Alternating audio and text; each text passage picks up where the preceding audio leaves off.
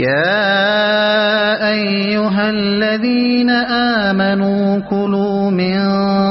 طيبات ما رزقناكم واشكروا لله إن كنتم إياه تعبدون إنما حرم عليكم الميتة والدم ولحم الخنزير وما أهل به لغير الله فمن اضطر غير باغ ولا عاد فلا إثم عليه إن الله غفور رحيم إن الذين يكتمون ما أنزل الله من الكتاب ويشترون به ثمنا قليلا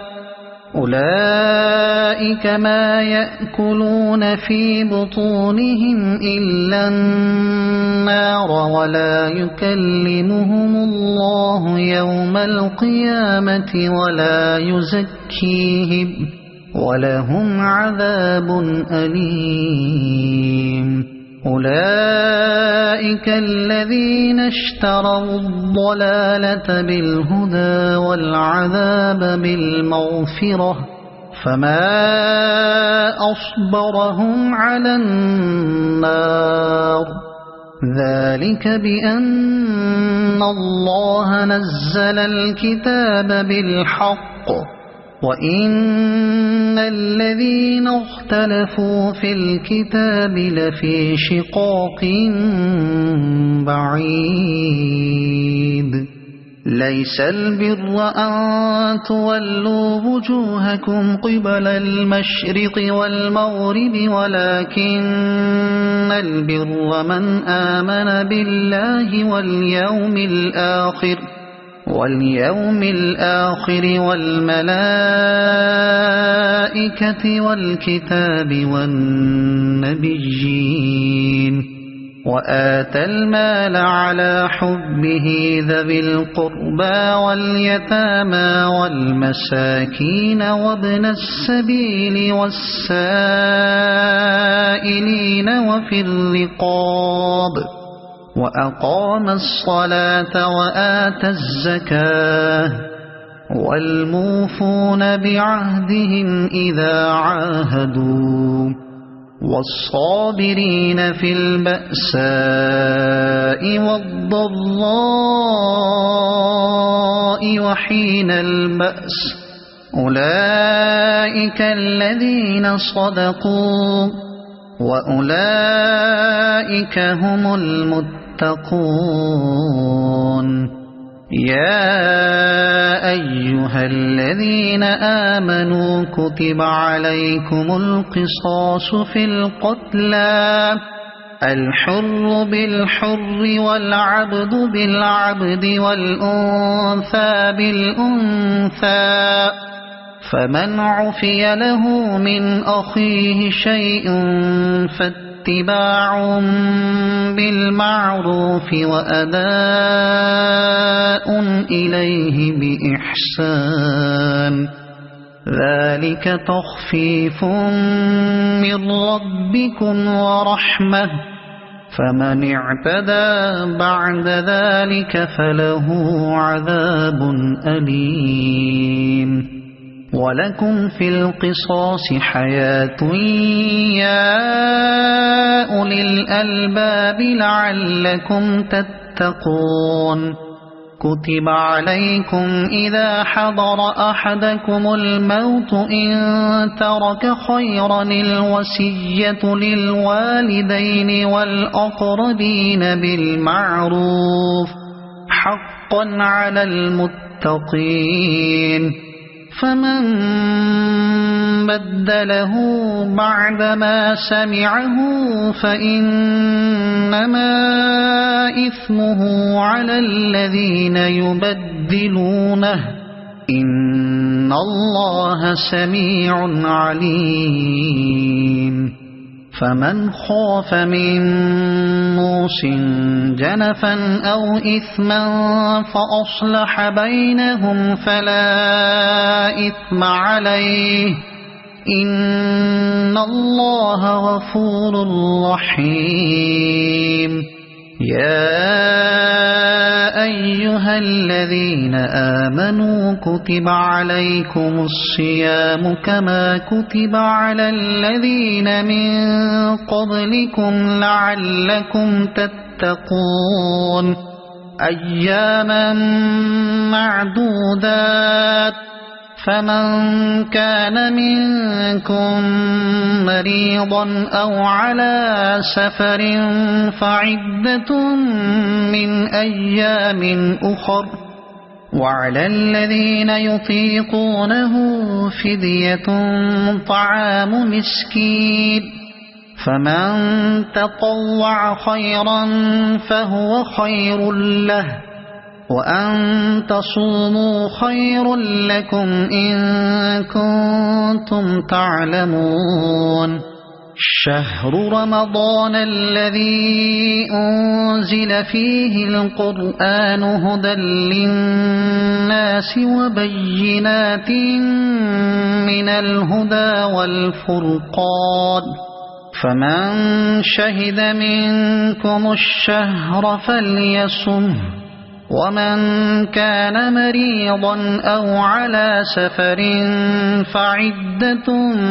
من أيام أخر يريد الله بكم اليسر ولا يريد بكم العسر ولتكملوا العدة ولتكبروا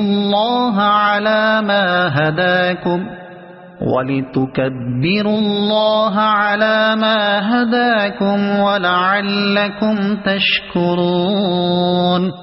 وإذا سألك عبادي عني فإني قريب أجيب دعوة الداع إذا دعان فليستجيبوا لي وليؤمنوا بي لعلهم يرشدون أحل لكم ليلة الصيام الرفث إلى نسائكم هن لباس لكم وأنتم لباس لهن علم الله أنكم كنتم تختانون أنفسكم فتاب عليكم وعفى عنكم فالآن باشروهن وابتغوا ما كتب الله لكم وكلوا واشربوا حتى يتبين لكم الخيط الأبيض من الخيط الأسود من الفجر ثم أتموا الصيام إلى الليل ولا تباشروهن وأنتم عاكفون في المساجد تلك حدود الله فلا تقربوها كذلك يبين الله آياته للناس لعلهم يتقون ولا تأكلوا أموالكم بينكم بالباطل وتدلوا بها إلى الحكام لتأكلوا فريقا من أموال الناس بالإثم وأنتم تعلمون يسألونك عن الأهلة قل هي مواقيت للناس والحج وليس البر بأن تأتوا البيوت من ظهورها ولكن البر من اتقى وأتوا البيوت من أبوابها واتقوا الله لعلكم تفلحون وقاتلوا في سبيل الله الذين يقاتلونكم ولا تعتدوا إن الله لا يحب المعتدين واقتلوهم حيث ثقفتموهم وأخرجوهم من حيث أخرجوكم والفتنة أشد من القتل ولا تقاتلوهم عند المسجد الحرام حتى يقاتلوكم فيه فإن قاتلوكم فاقتلوهم كذلك جزاء الكافرين فإن انتهوا فإن الله غفور رحيم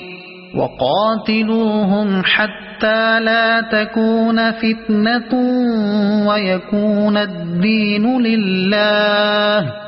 فإن انتهوا فلا عدوان إلا على الظالمين الشهر الحرام بالشهر الحرام والحرمات قصاص فمن اعتدى عليكم فاعتدوا عليه بمثل ما اعتدى عليكم واتقوا الله واعلموا أن الله مع المتقين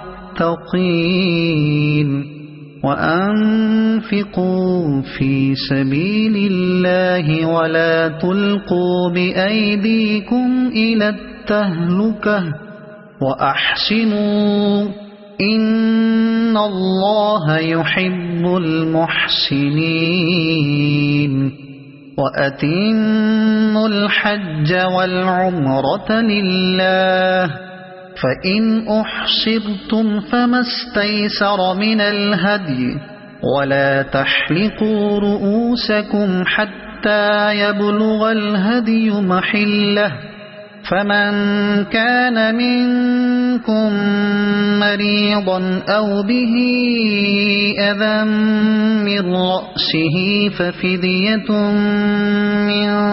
صيام أو صدقة أو نسك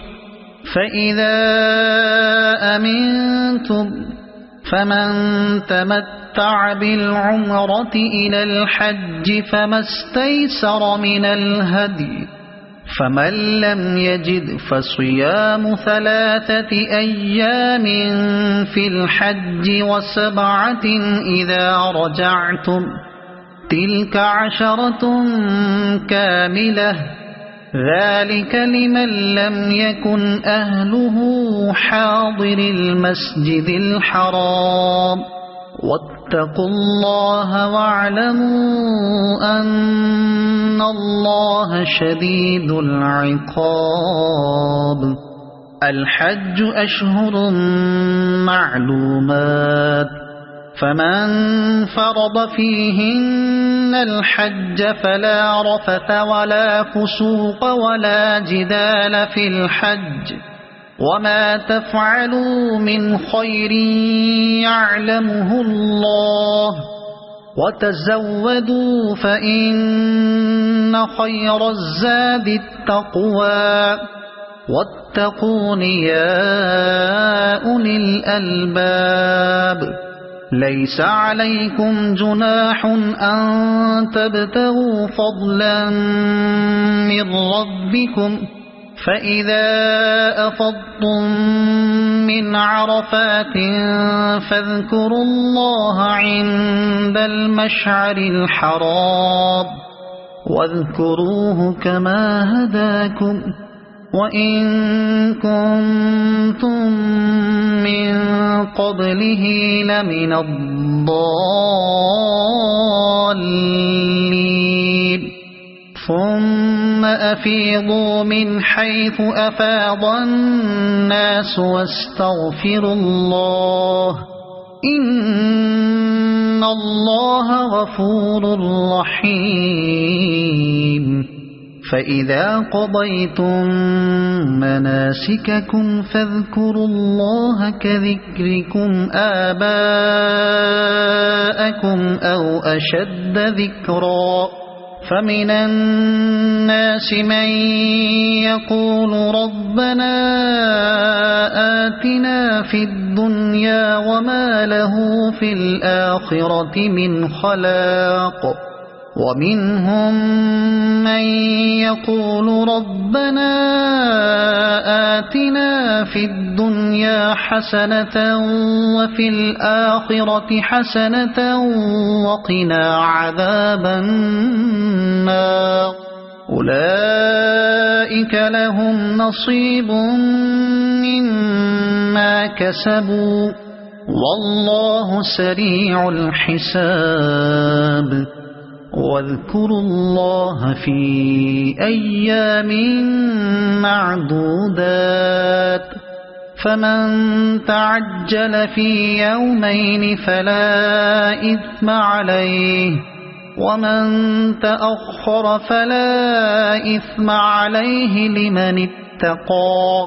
واتقوا الله واعلموا أنكم إليه تحشرون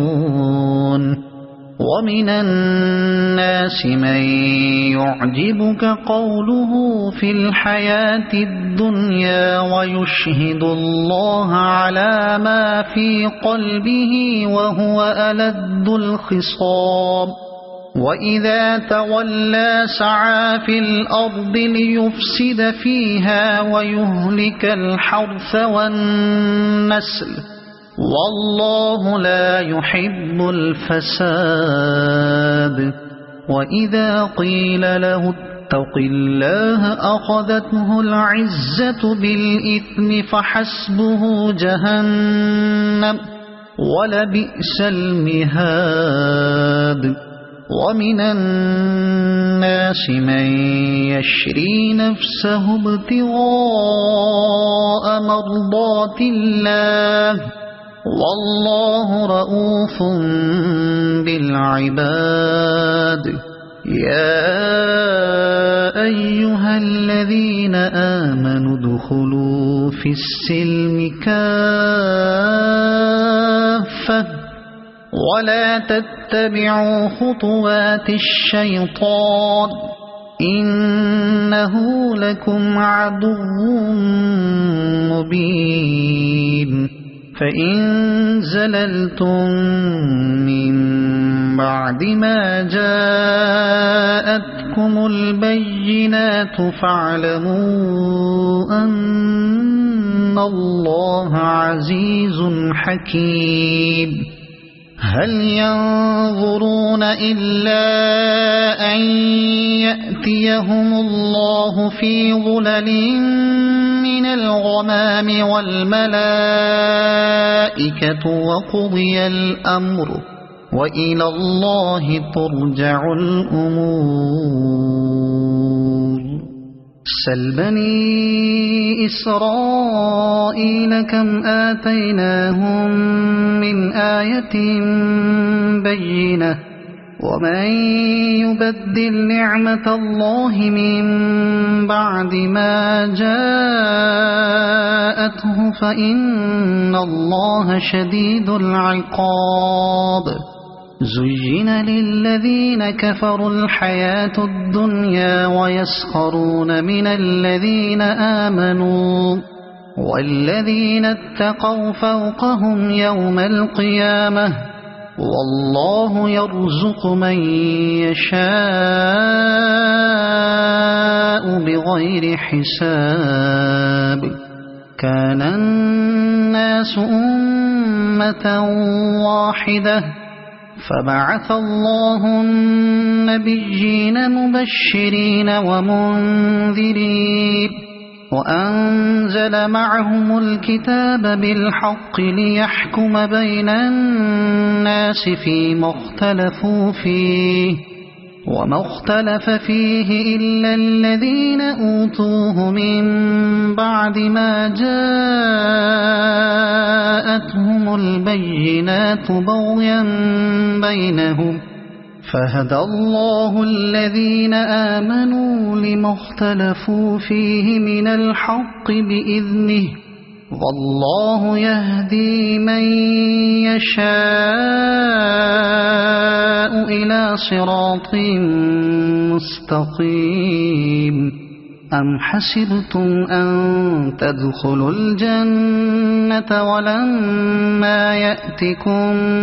مثل الذين خلوا من قبلكم مستهم البأساء والضراء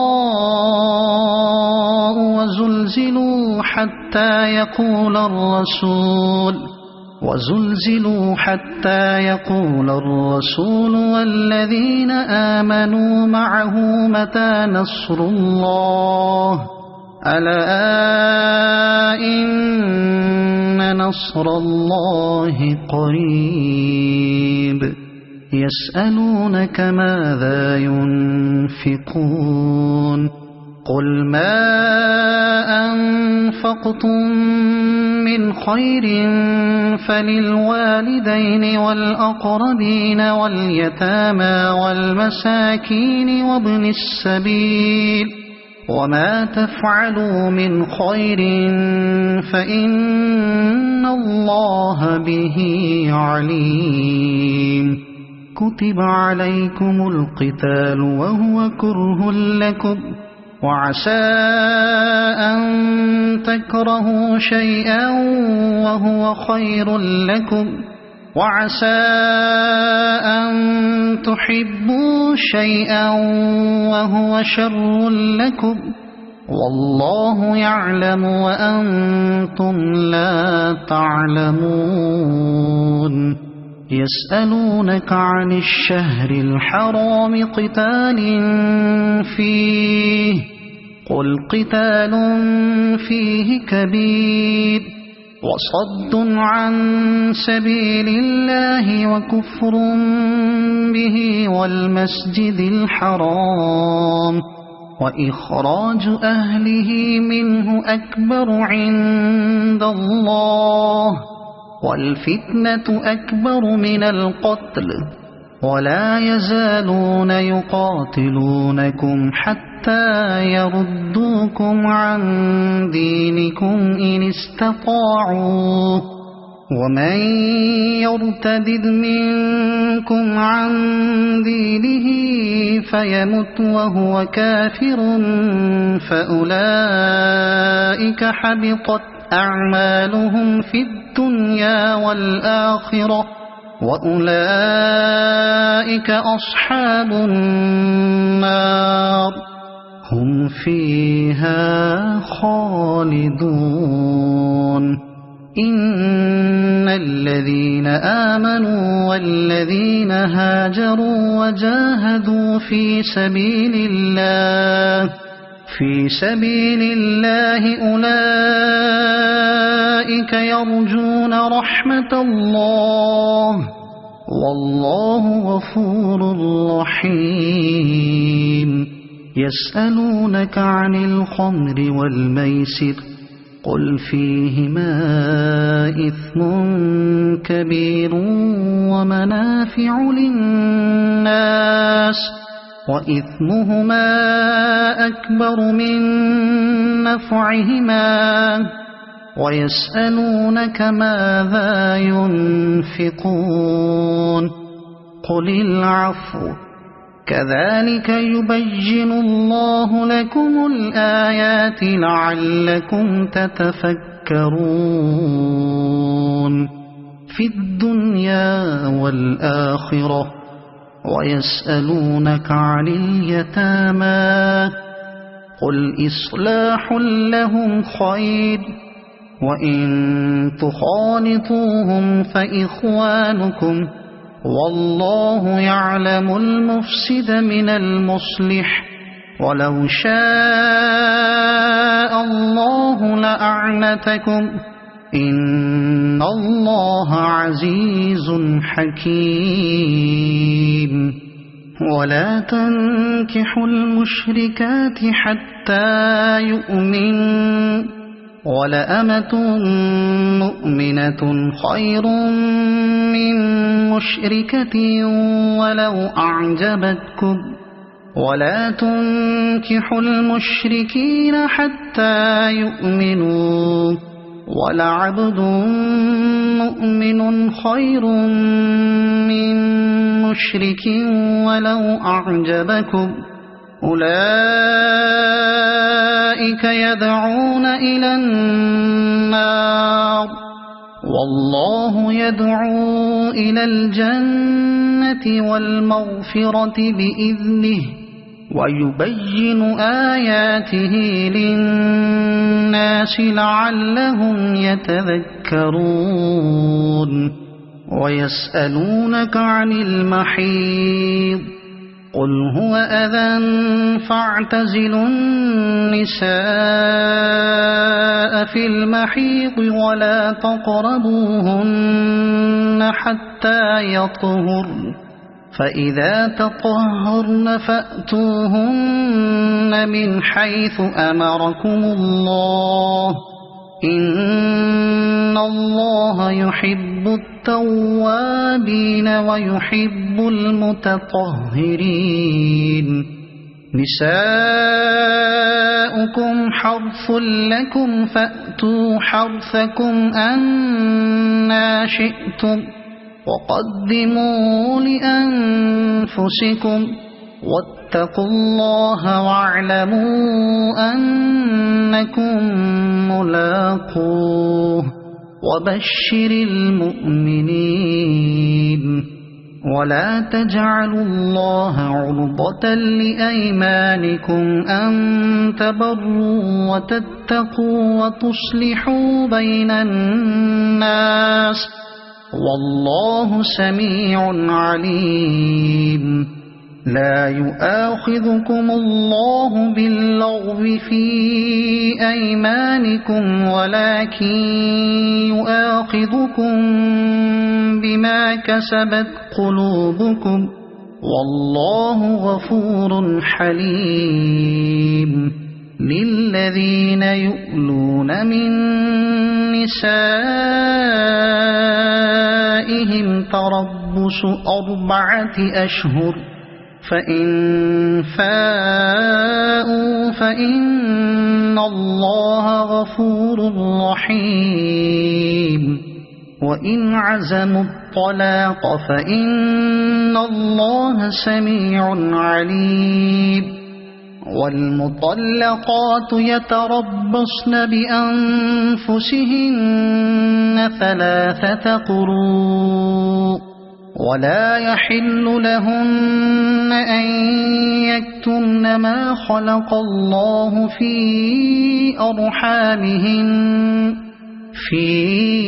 أرحامهن إن كن يؤمن بالله واليوم الآخر وبعولتهن أحق بردهن في ذلك إن أرادوا إصلاحا ولهن مثل الذي عليهن بالمعروف وللرجال عليهن درجة والله عزيز حكيم الطلاق 2 فإمساك بمعروف أو تسريح بإحسان ولا يحل لكم أن تأخذوا مما آتيتموهن شيئا إلا أن يخافا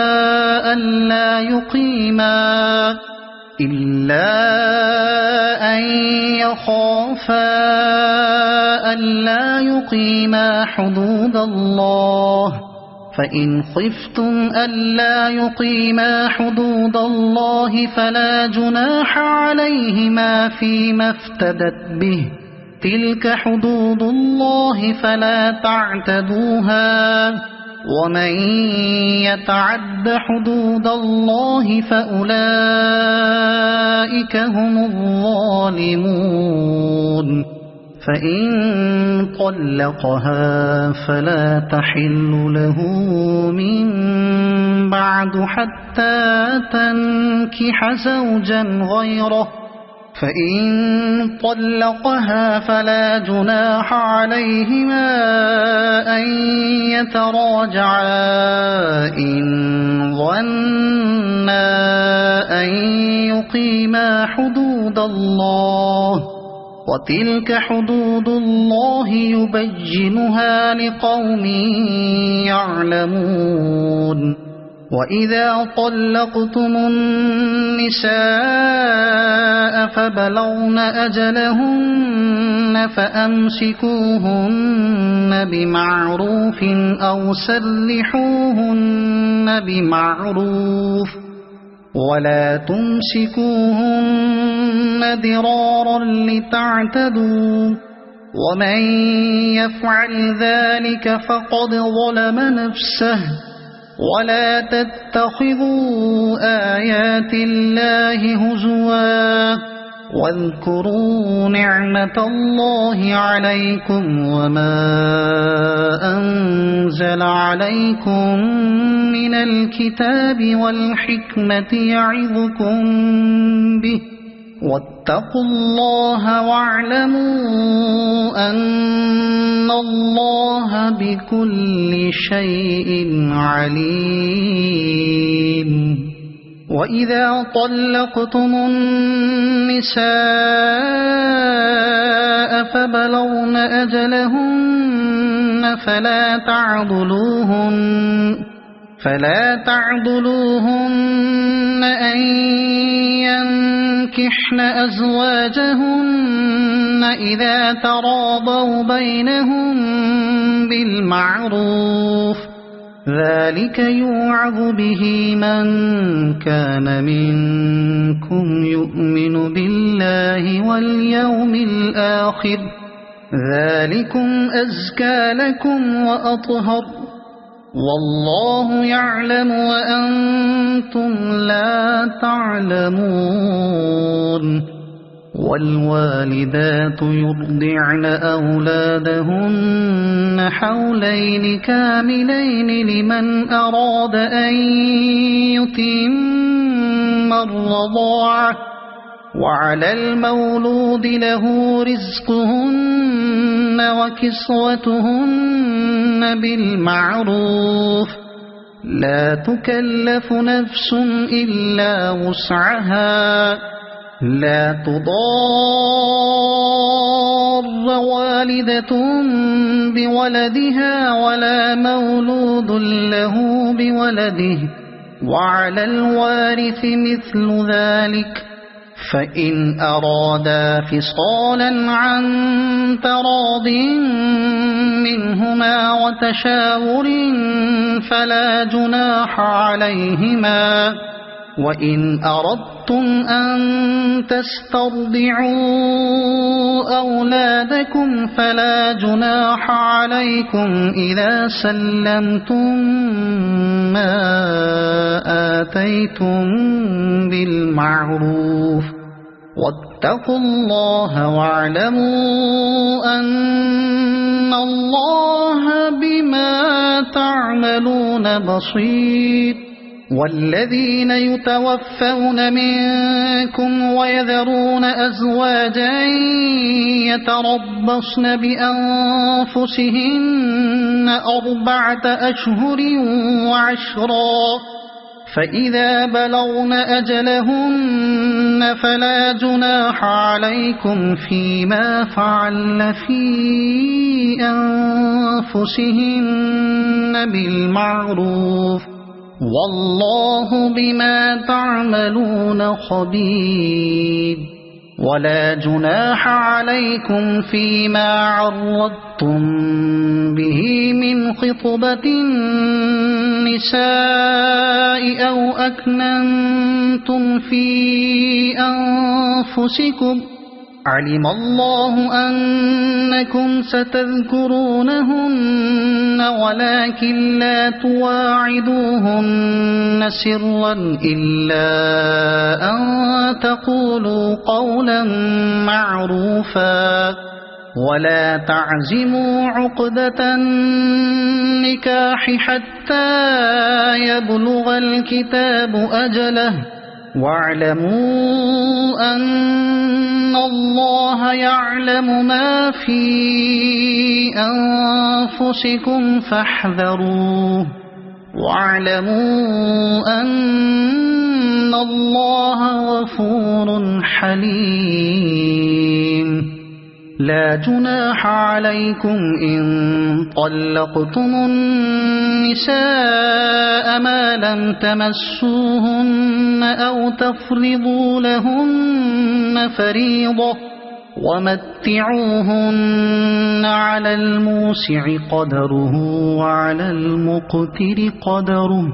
متاعا بالمعروف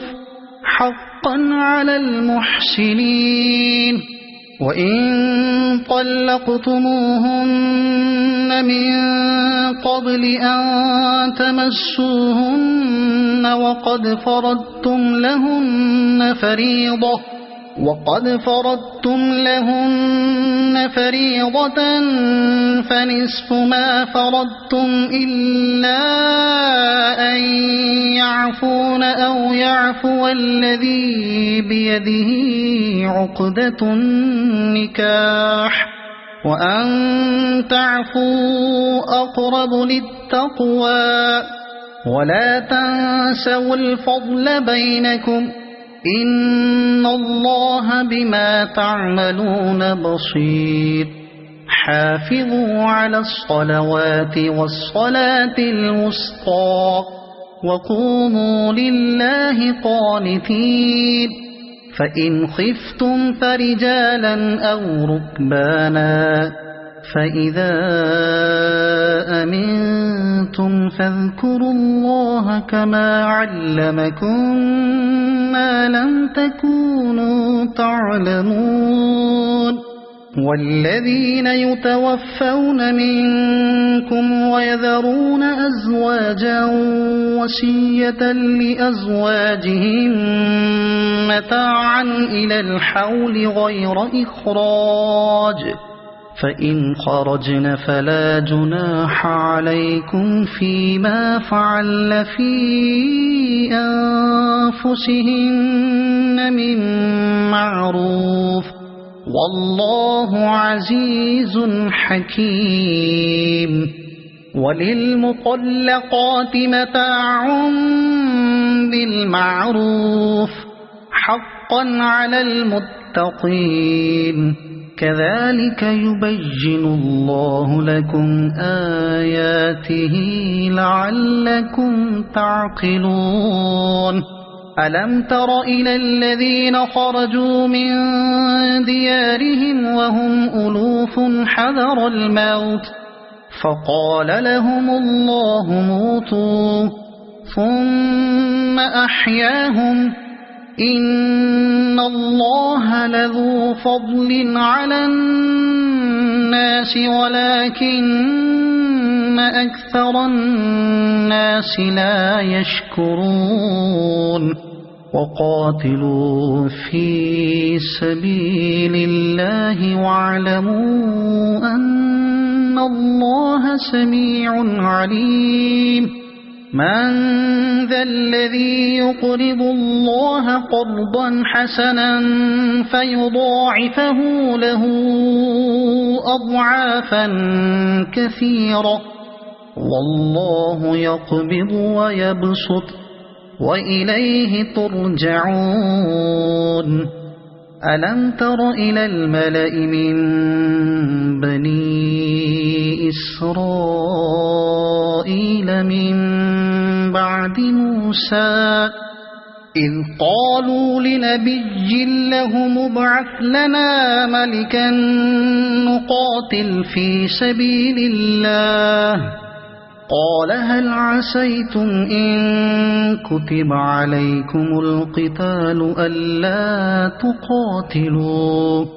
قالوا وما لنا ألا نقاتل في سبيل الله وقد أخرجنا من ديارنا وأبنائنا فلما كتب عليهم القتال تولوا إلا قليلا منهم والله عليم بالظالمين. وقال لهم نبيهم إن الله قد بعث لكم طالوت ملكا. قالوا أنى يكون له الملك علينا ونحن أحق بالملك منه ولم يؤت سعة من المال. قال إن الله اصطفاه عليكم وزاده بسطة في العلم والجسم والله يؤتي ملكه من يشاء والله واسع عليم. وقال لهم نبيهم إن آية ملكه أن يأتيكم التابوت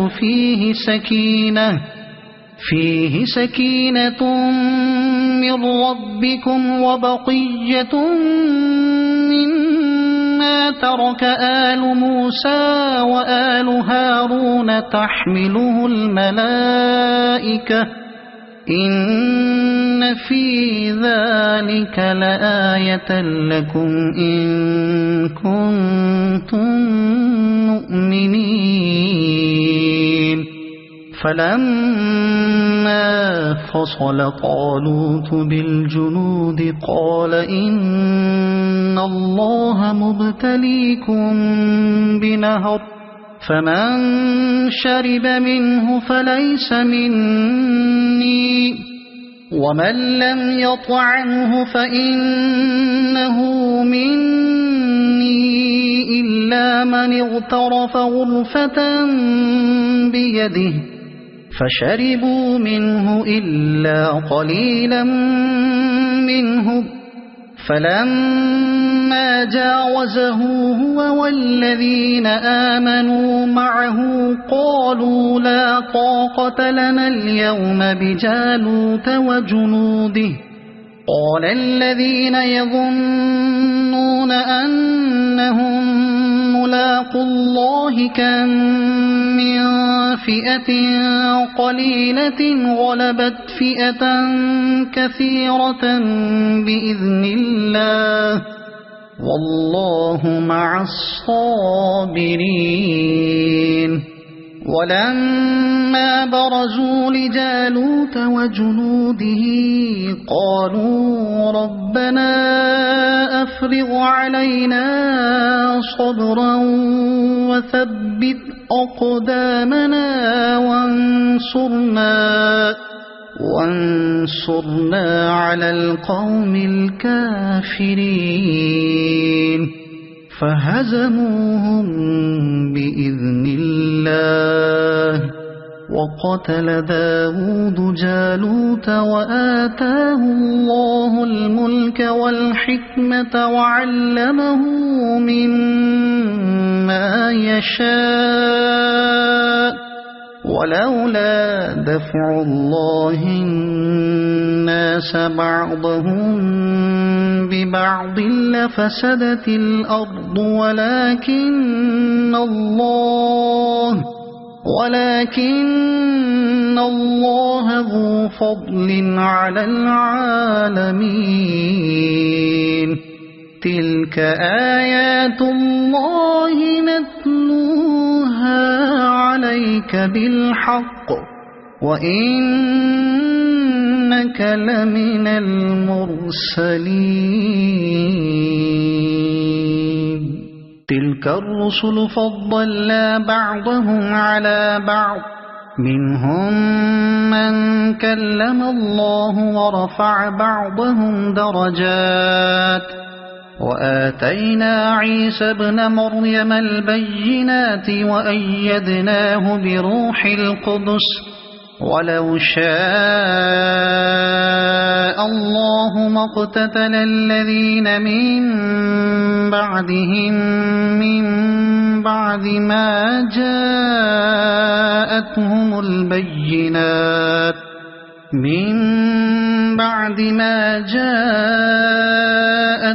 البينات ولكن اختلفوا فمنهم من آمن ومنهم من كفر ولو شاء الله ما اقتتلوا ولكن الله يفعل ما يريد. يا أيها الذين آمنوا أنفقوا مما رزقناكم من قبل أن يأتي يوم لا بيع فيه ولا خلة ولا شفاعة والكافرون هم الظالمون. الله لا إله إلا هو الحي القيوم لا تأخذه سنة ولا نوم له ما في السماوات وما في الأرض. من ذا الذي يشفع عنده إلا بإذنه يعلم ما بين أيديهم وما خلفهم ولا يحيطون بشيء من علمه إلا بما شاء وسع كرسيه السماوات والأرض ولا يؤوده حفظهما وهو العلي العظيم. لا إكراه في الدين قد تبين الرشد من الغي فمن يكفر بالطاغوت ويؤمن بالله فقد استمسك بالعروة الوثقى لا انفصام لها والله سميع عليم. الله ولي الذين آمنوا يخرجهم من الظلمات إلى النور والذين كفروا أولياؤهم الطاغوت يخرجونهم من النور إلى الظلمات أولئك أصحاب النار هم فيها خالدون. ألم تر إلى الذي حاج إبراهيم في ربه أن آتاه الله الملك إذ قال إبراهيم ربي الذي يحيي ويميت قال أنا أحيي وأميت قال إبراهيم فإن الله يأتي بالشمس من المشرق فأت بها من المغرب فبهت الذي كفر والله لا يهدي القوم الظالمين. أو كالذي مر على قرية وهي خاوية على عروشها قال أنى يحيي هذه الله بعد موتها فأماته الله 100 عام ثم بعثه قال كم لبثت قال لبثت يوما أو بعض يوم قال بل لبثت 100 عام فانظر إلى طعامك وشرابك لم يتسنه وانظر إلى حمارك ولنجعلك آية للناس وانظر إلى العظام كيف ننشزها ثم نكسوها لحما فلما تبين له قال أعلم أن الله على كل شيء قدير وإذ قال إبراهيم رب أرني كيف تحيي الموتى قال أولم تؤمن قال بلى ولكن ليطمئن قلبي قال فخذ 4 من الطير فصرهن إليك ثم اجعل على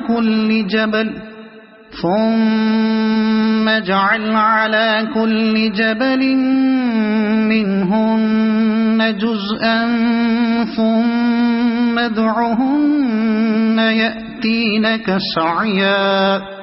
واعلم أن الله عزيز حكيم مثل الذين ينفقون أموالهم في سبيل الله كمثل حبة أنبتت 7 سنابل في كل سنبلة 100 حبة والله يضاعف لمن يشاء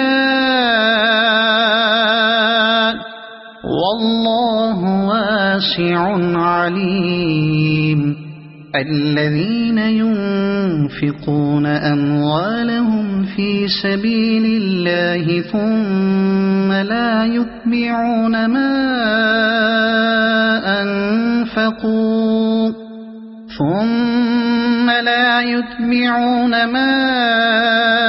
أنفقوا منا ولا أذى لهم أجرهم عند ربهم ولا خوف عليهم ولا هم يحزنون قول معروف ومغفرة خير من صدقة يتبعها أذى والله غني حليم يا أيها الذين آمنوا لا تبطلوا صدقاتكم بالمن والأذى كالذي ينفق ماله رئاء الناس ولا يؤمن بالله واليوم الآخر فمثله كمثل صفوان عليه تراب فأصابه وابل فتركه صلدا لا يقدرون على شيء مما كسبوا والله لا يهدي القوم الكافرين ومثل الذين ينفقون أموالهم ابتغاء مرضات الله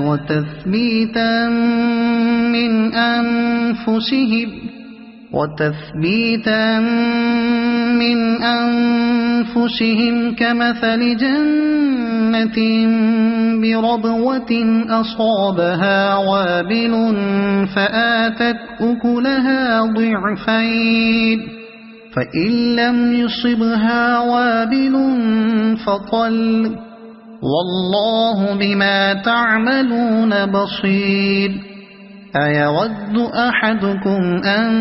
تكون له جنة من نخيل وأعناب تجري من تحتها الأنهار من تحتها الأنهار له فيها من كل الثمرات وأصابه الكبر وله ذرية ضعفاء فأصابها إعصار فيه نار فاحترقت كذلك يبين الله لكم الآيات لعلكم تتفكرون يا أيها الذين آمنوا أنفقوا من طيبات ما كسبتم ومما أخرجنا لكم من الأرض ولا تيمموا الخبيث منه تنفقون ولستم بآخذيه إلا أن تغمضوا فيه واعلموا أن الله غني حميد الشيطان يعدكم الفقر ويأمركم بالفحشاء والله يعدكم مغفرة منه وفضلا والله واسع عليم يؤتي الحكمة من يشاء ومن يؤت الحكمة فقد أوتي خيرا كثيرا وما يذكر إلا أولو الألباب وما أنفقتم من نفقة أو نذرتم من نذر فإن الله يعلمه وما للظالمين من أنصار إن تبدوا الصدقات فنعما هي وإن تخفوها وتؤتوها الفقراء فهو خير لكم ويكفر عنكم من سيئاتكم والله بما تعملون خبير ليس عليك هداهم ولكن الله يهدي من يشاء وما تنفقوا من خير فلأنفسكم وما تنفقون إلا ابتغاء وجه الله وما تنفقوا من خير يوفى إليكم وأنتم لا تظلمون للفقراء الذين أحصروا في سبيل الله لا يستطيعون ضربا في الأرض يحسبهم الجاهل أغنياء من التعفف تعرفهم بسيماهم لا يسألون الناس إلحافا وما تنفقوا من خير فإن الله به عليم الذين ينفقون أموالهم بالليل والنهار سرا وعلانية فلهم أجرهم عند ربهم ولا خوف عليهم ولا هم يحزنون الذين يأكلون الربا لا يقومون إلا كما يقوم الذي يتخبطه الشيطان من المس ذلك بأنهم قالوا إن إنما البيع مثل الربا وأحل الله البيع وحرم الربا فمن جاءه موعظة من ربه فانتهى فله ما سلف وأمره إلى الله ومن عاد فأولئك أصحاب النار هم فيها خالدون يمحق الله الربا ويربي الصدقات والله لا يحب كل كفار أثيم إن الذين آمنوا وعملوا الصالحات وأقاموا الصلاة وآتوا الزكاة لهم أجرهم عند ربهم ولا خوف عليهم ولا هم يحزنون يا أيها الذين آمنوا اتقوا الله وذروا ما بقي من الربا إن كنتم مؤمنين فإن لم تفعلوا فأذنوا بحرب من الله ورسوله وإن تبتم فلكم رؤوس أموالكم لا تظلمون ولا تظلمون وإن كان ذو عسرة فنظرة إلى ميسرة وأن تصدقوا خير لكم إن كنتم تعلمون واتقوا يوما ترجعون فيه إلى الله ثم توفى كل نفس ما كسبت وهم لا يظلمون يا أيها الذين آمنوا إذا تداينتم بدين إلى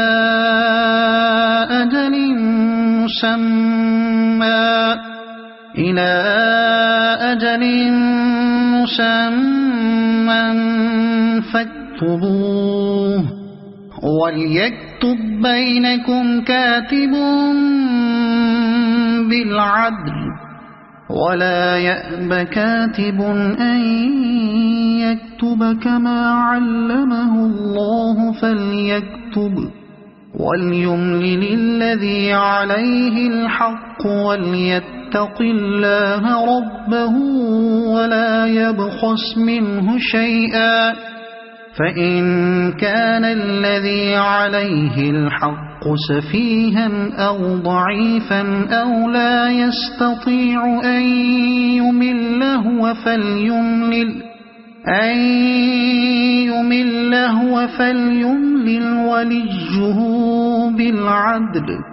واستشهدوا شهيدين من رجالكم فإن لم يكونا رجلين فرجل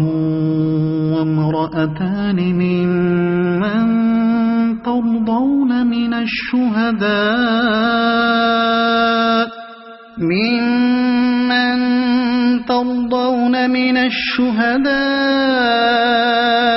أن تضل إحداهما فتذكر إحداهما الأخرى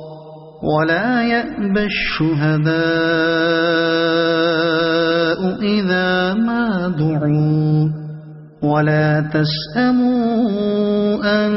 تكتبوه صغيرا أو كبيرا إلى أجله ذلكم أقسط عند الله وأقوم للشهادة وأدنى ألا ترتابوا إلا أن تكون تجارة حاضرة تديرونها بينكم فليس عليكم جناح ألا تكتبوها وأشهدوا إذا تبايعتم ولا يضار كاتب ولا شهيد وإن تفعلوا فإنه فسوق بكم واتقوا الله ويعلمكم الله والله بكل شيء عليم وإن كنتم على سفر ولم تجدوا كاتبا فرهان مقبوضة فإن أمن بعضكم بعضا فليؤد الذي اؤتمن أمانته وليتق الله ربه ولا تكتموا الشهادة ومن يكتمها فإنه آثم قلبه والله بما تعملون عليم لله ما في السماوات وما في الأرض وإن تبدوا ما في أنفسكم أو تخفوه يحاسبكم به الله فيغفر لمن يشاء ويعذب من يشاء والله على كل شيء قدير آمن الرسول بما أنزل إليه من ربه والمؤمنون كل آمن بالله وملائكته وكتبه ورسله لا نفرق بين أحد من رسله وقالوا سمعنا وأطعنا غفرانك ربنا وإليك المصير لا يكلف الله نفسا إلا وسعها لها ما كسبت وعليها ما اكتسبت ربنا لا تؤاخذنا إن نسينا أو أخطأنا ربنا ولا تحمل علينا إصرا كما حملته على الذين من قبلنا ربنا ولا تحملنا ما لا طاقة لنا به واعف عنا واغفر لنا وارحمنا أنت مولانا فانصرنا على القوم الكافرين صدق الله العظيم.